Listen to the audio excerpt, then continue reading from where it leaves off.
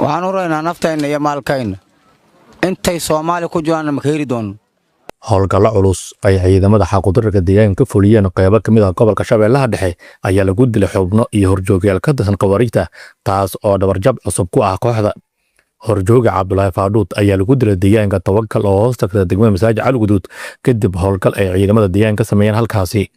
sidoo kale horjooga lagu magacaabo Xasan Gaab Dheere iyo maleeshiyad la socday ayaa lagu dilay tuulo hoos tagta deegaanka Daarudhimca iyadoo sidoo kale howlgalkaas lagu beegsaday xubno ka tirsan qawaariijta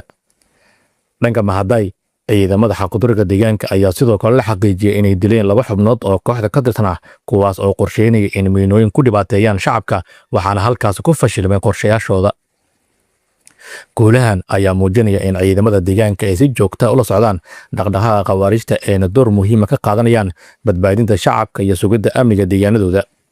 ciidamada xaquudarka Shabeellaha Dhexe waxay mudan yihiin bogaadin iyo dhiirigelin maadaama ay safka hor kaga jiraan difaaca shacabka iyagoo muujinaya geesinimo isku duubni iyo go'aan adag cadaadiska sii kordhaya ee lagu haya qawaariijta ayaa faran cad u diraya kooxda shacabka iyo ciidamada deegaankana waxay sheegaan inaysan marna ogolaanayn in la dhibaateeyo nabadda iyo nolosha dadka Shabeellada Dhexe Saadaam Cabdullasiyaad warbaahinta qaranka Soomaaliyeed gobolka Shabeellada Dhexe